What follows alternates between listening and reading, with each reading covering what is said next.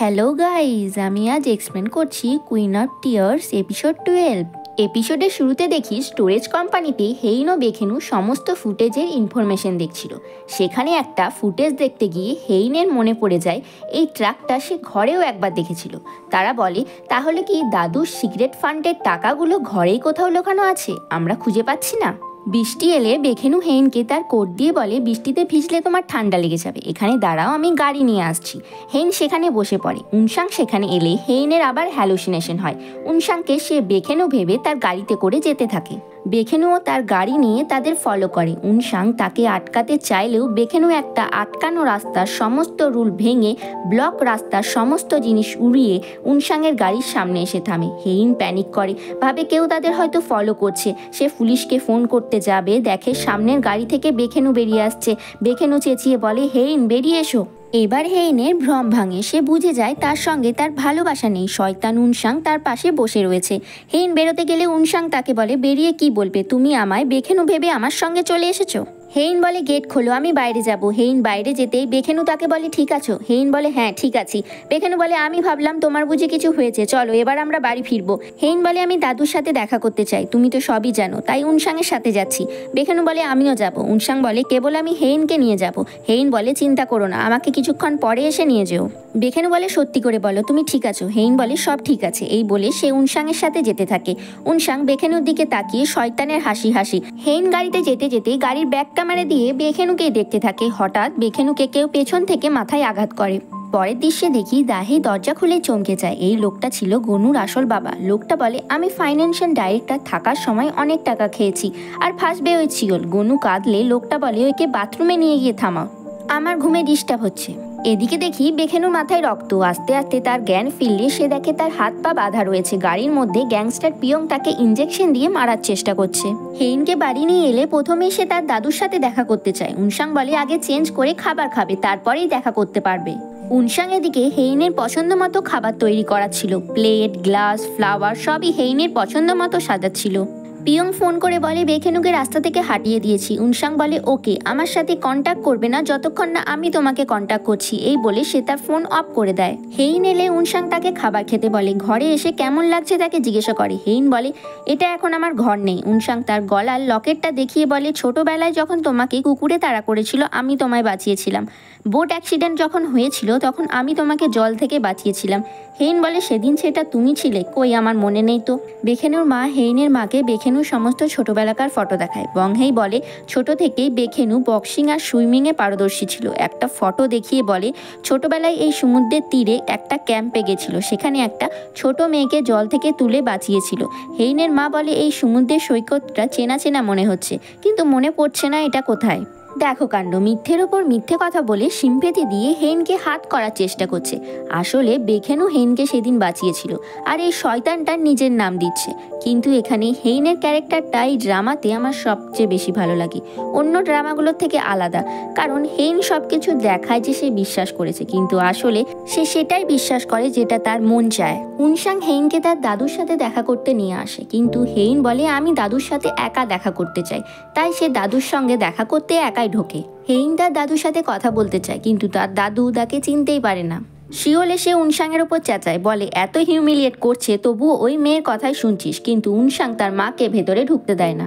হেইন বেরিয়ে এলে শিওল তাকে বলে, শুনলাম তুমি অসুস্থ, এখানে কি মনে করে? হেইন বলে, কবে মারা যাব তাই দাদুর সাথে দেখা করতে এলাম।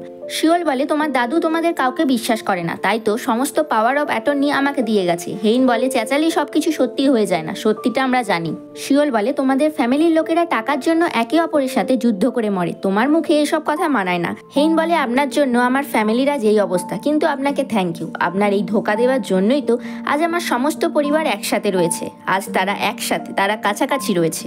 এটা বলে হেইন চলে যায়। উনসাংকে তার মা আটকালেও সে তার মায়ের কথা শোনে না। হেইন বাড়ি থেকে বেরিয়ে গিয়ে তার আবার হ্যালুসিনেশন স্টার্ট হয়। সমস্ত রাস্তাগুলো সে গুলিয়ে গিয়ে সে আবার হারিয়ে যায়। সে দেখে বেখেনু, আবার তাকেই দেখে সে উনসাং। সে ভয়ে গাছের পিছনে লুকিয়ে পড়ে। বেখেনু যখন তার কাছে আসি, হেইন বলে, কোথায় চোট লাগলো? বেখেনু বলে, বলেছি না তিনজনকে আমি একা সামলাতে পারি, আমাকে কেউ হারাতে পারবে না। এই কথা বেখেনু হেইনকে আগেও বলেছিল, তাই হেইন বুঝে যায় এটা তারই বেখেনু। বেখেনু হেইনকে গাড়িতে করে নিয়ে চলে যায়, আর এগুলো সব উনসাং সিসিটিভি ফুটেজে দেখছিল। রেগে উনসাং গ্যাংস্টার পিয়ংকে ফোন করে। পিয়ং এবার পাস্টের কথা চিন্তা করে। বেখেনু তাকে বলে, আমাকে মারার আগে 5 মিনিট চিন্তা করে দেখো, আমাকে মারার পর তোমাকে দিয়ে যে এসব করাচ্ছে সে কি তোমায় বাঁচাবে? পিয়ং ফোন করে উনসাংকে। যখন সে বলে বেখেনুকে সে রাস্তা থেকে হাঁটিয়ে দিয়েছে, ফোন কেটে দেয় উনসাং। তারপরে যখন আবার পিয়ং 2 মিনিট পর উনসাংকে ফোন করে, তখন দেখে তার ফোন সুইচ অফ হয়ে গিয়েছে। বেখেনুর কাছে এলে সে পিয়ংকে বলে, আমাকে মারলে তুমি কত বছরের জন্য জেলে যাবে তার ঠিক নেই, কিন্তু আমাকে না মারলে তুমি কেবল ফ্রড কেসের জন্য জেলে যাবে, মাত্র 3 বছরের জন্য। আর আমি যদি তোমার কেস লড়ি তাহলে আরও কম সময় হতে পারে। এরপরই পিয়ং বেখেনুকে ছেড়ে দিয়েছিল। উনসাং বলে, তাই ছেড়ে দিলে? পিয়ং বলে, আমার টাকার পার্সেন্টেজ আমাকে না পাঠালে পুলিশের কাছে মুখ খুলতে আমার বেশি টাইম লাগবে না। বেখেনু হেইনকে তার ফ্ল্যাটে নিয়ে আসে, যেখানে ডাইভোর্সের পর বেখেনু এসেছিল। ঘরের ভেতরে ঢুকতেই বেখেনু নিজের ছড়ানো জামা কাপড় দেখে লজ্জা পেয়ে সেগুলোকে তাড়াতাড়ি ঠিক করতে থাকে। হেইন সোফাতে বসে বলে, তুমি সোফাতে শোও কেন? বেখেনু বলে, আমি যেখানেই শুই আমার ঘুমে কোনো অসুবিধা হয় না। হেইন বলে, ও আমাকে ডাইভোর্স দেওয়া তো তোমার স্বপ্ন ছিল, স্বপ্ন পূরণ হলে তো তোমার ভালো ঘুম হবেই। বেখেনু বলে, না এই কথা এখানে কেন? হেইন মুখ ফুলিয়ে বলে, আমাদের মধ্যে ডাইভোর্সের পর কেউ তো ভালো আছে, ইট ইজ ভেরি গুড। বেখেনু বলে, একদম বাজে বিল্ডিং, আমার এখানে থাকতে মাথা ব্যথা করে, দেখো লিভিং রুম কিচেন সব একসাথে, একদম ভালো জায়গা নয়, হাওয়া ঢোকে না, এছাড়া তুমিও তো ছিলে না। আমি ভাবতাম এখানে তুমি আর আমি বিয়ের পর থাকলে কত ভালো হতো, ঝগড়া হলে অন্য রুমে থাকার জায়গায় থাকতো না। হেইন বলে, আচ্ছা আচ্ছা ঠিক আছে, আর মাস্কা লাগাতে হবে না, চলো আমার জন্য খাবার তৈরি করো, আমার খিদে পেয়েছে। বেখেনু যায় হেইনের জন্য খাবার তৈরি করতে, আর হেইন সোফাতে বসে বেখেনুকে দেখতে থাকে। এদিকে উনসাং বাড়ি ফিরে এসে টেবিলের সমস্ত জিনিস ছুঁড়ে ছুঁড়ে ফেলে দেয়, এতে তার নিজেরও চোট লাগে। হেইনও বেখেনু বসে খাবার খায়। হেইন বলে, বাহ, এত ভালো রান্না করো, জানলে তোমাকে দিয়ে আগে রান্না করাতাম। বেখেনু জল খাচ্ছিল। হেইন তক্ষুনি বলে, আমি মারা গেলে কি অন্য মেয়েদের সাথে এইভাবে ডেটে যাবে? বেখেনুর গলায় জল আটকে যায়। বেখেনু ঘাবড়ে বলে, কি বলছো? হেইন বলে, অন্য কোনো মেয়ের সাথেও কি এইভাবে ঝগড়া করবে? এইরকম জায়গায় একসাথে থাকবে, তার জন্যও রান্না করবে, তার সাথেও মিষ্টি মিষ্টি করে কথা বলবে? বেখেনু বলে, কি সব কথা বলছো এইসব? খাবার খাও এখন। হেইন জোরে টেবিলের ওপর চামচ রেখে বলে, তাড়াতাড়ি উত্তর দাও, আর একবার যদি আমার কথা ঘোরাও তাহলে তোমাকে আজ মেরেই ফেলবো। বেখেনু বলে, সত্যি? উফ, তোমায় ছাড়া আর পারা যায় না, অন্য কোনো মহিলার সাথে আমি ডেট করব না, সকলে জানে তুমি আমাকে কতটা ভালোবাসো, আমায় কেউ ডেট করবে না। হেইন বলে, কেন ডেট করবে না তোমার সাথে? তুমি হ্যান্ডসাম, সৎ, স্মার্ট, অ্যারোগেন্ট নয়, ভালো রান্না করতে পারো, তোমার মতো ভালো হাজব্যান্ড কেউ পাবেই না। আমার যদি 100 বার জন্ম হতো আমি তোমাকেই বিয়ে করতাম। এই কথাগুলো শুনে বেখেনুর হার্টবিট বেড়ে যায়। হেইন বলে, আমি সত্যি কথা বলছি, তোমার লজ্জা পাবার কিছু নেই। শিওল উনসাংয়ের কাছে এসে বলে, বারবার হেইন তোমাকে ইউজ করছে, তোমার শিক্ষা হচ্ছে না? উনসাং বলে, আমার অভ্যাস আছে, আমার মাও তো আমাকে ছোট থেকে ইউজ করেই যাচ্ছে। উনসাং উঠে যেতে থাকে। শিওল তাকে ধরে বলে, তুমি কি ভাবছো তোমার অ্যাডপ্টেড মা বাবারা এমনি অ্যাক্সিডেন্টে মারা গেছে? অরফানেজের ডাইরেক্টর এমনি আগুনে লেগে মারা গেছে? সব কিছু কোইন্সিডেন্ট হতে পারে না। তোমাকে যারা কষ্ট দিয়েছে আমি তাদের বিনা ভেবেই সরিয়ে দিয়েছি। উনসাংয়ের তার মায়ের এই রূপ দেখে তার ভয় লাগে। হেইন বেখেনু চোটে মলম লাগিয়ে দেয়। বেখেনু বলে, দাদুর সাথে দেখা হলো, কিছু কথা কি বললে? পাস্টের দৃশ্য দেখি। হেইনকে তার দাদু চিনতে পারেনি। হেইন তাকে একটা পেন দিয়ে বলে, দাদু এই পেনটা তোমার মনে আছে? তুমি আমাকে গিফট করেছিলে, যদি কিছু মনে পড়ে এটাতে রেকর্ডিং করে রাখবে। বাইরে শিওলের গলা শুনে তাড়াতাড়ি হেইন সেখান থেকে বেরিয়ে গিয়েছিল। এরপর শিওল এসে চেয়ারম্যানকে থ্রেট করে বলে, তোমার আদরের নাতনি কিছুদিনেই মারা যাবে, তুমি জানো না নিশ্চয়ই। শিওল চলে যেতে দেখি চেয়ারম্যান কাঁদছে, মানে তার শরীর কাজ না করলেও তার সবই মনে রয়েছে। এদিকে চিওল সারাদিন বক্সিংয়ের জঙ্গলে প্র্যাকটিস করে, কিন্তু জঙ্গলে কিছু পাতা নড়তেই সে ভূতের ভয়ে সেখান থেকে পালিয়ে গিয়েছিল। এদিকে দাহের উপর চোটপাট করে ওই বদ ডাইরেক্টর লোকটা। বড় সোনার বুদ্ধ মূর্তিটা কোথায় আছে সেটা জানতে চায়। দাহেই বলে, আমি জানি না কোথায় আছে। ঘরের সমস্ত জিনিস ভাঙলে গনুকে বাঁচাতে গিয়ে ল্যাম্পটা দাহের পিঠে পড়ে দাহের চোট লাগে। দাহেই বলে, এখন মূর্তিটা আমার কাছে নেই, প্রাইভেট লকারে আছে, কালকে এনে দেবো। লোকটা বলে, এই বাচ্চাটা তোর উইকনেস, না হলে কিন্তু এখন যা আমার জন্য ড্রিঙ্ক নিয়ে আয়। দাহেই বদ লোকটাকে ড্রিঙ্কে কিছু মিশিয়ে দেয় রাতে। লোকটা ঘুমিয়ে পড়লে রাতে গনুকে আর সমস্ত জিনিস আর তার সাথে চিওলকে ফাঁসানোর যে সমস্ত পেন ড্রাইভগুলো ছিল সেগুলো নিয়ে দাহে সেখান থেকে পালিয়ে যায়। সকালে হেইন ঘুম থেকে উঠে বেখেনুর পাশে বসে তাকে দেখতেই থাকে। বেখেনু উঠে পড়লে হেইনকে টেনে ধরে তার পাশে শুয়ে নেয় আর বলে, 10 মিনিট পরে উঠবো। শিওল ও উনসাং গ্রেসকে ডেকে পাঠায়, বলে, কাল রাতে বেখেনুকে এই ঘরে ঢোকার জন্য কার্ড দিয়েছেন আপনি? গ্রেস মানা করলে তাকে সিসিটিভি ফুটেজ দেখানো হয়। উনসাং বলে, আমার ঘরে বেখেনুকে ঢুকিয়েছেন? এই শয়তান উনসাংটা এটাকে নিজের ঘর বলছে, কার জিনিস আর কে দালালি মারছে।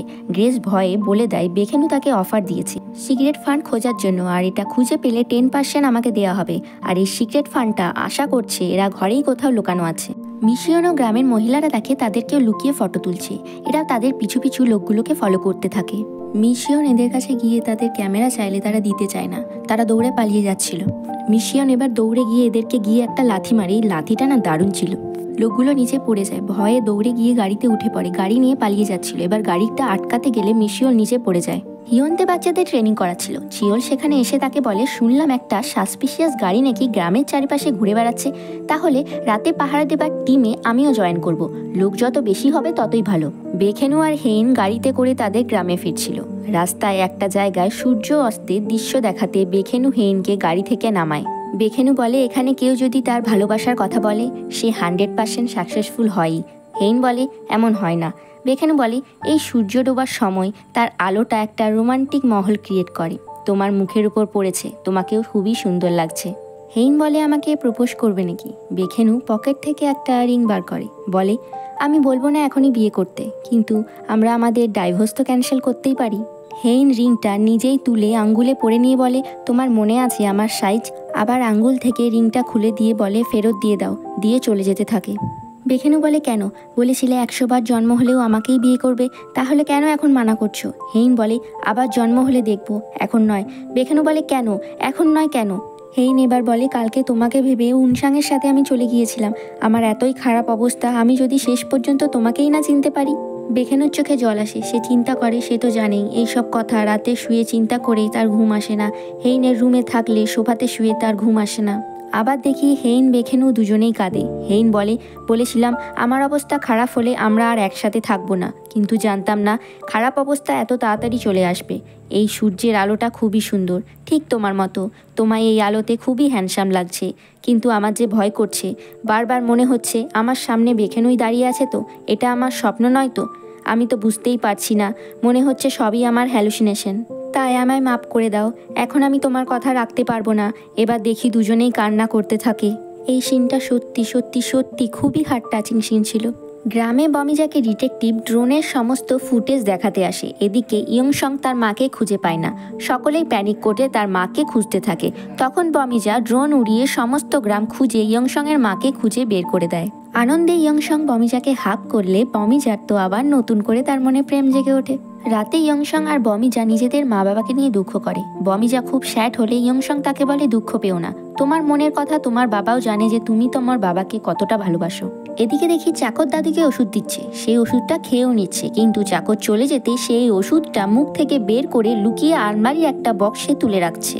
ডিটেকটিভ হেইনের ফ্যামিলি বেখেনু সকলে মিটিং করে। বাড়ির মধ্যেই টাকাটা লুকানো আছে এটা তারা শিওর হয়ে যায়, কিন্তু বাড়ির ঠিক কোথায় লুকানো আছে সেটা তারা বুঝতে পারে না।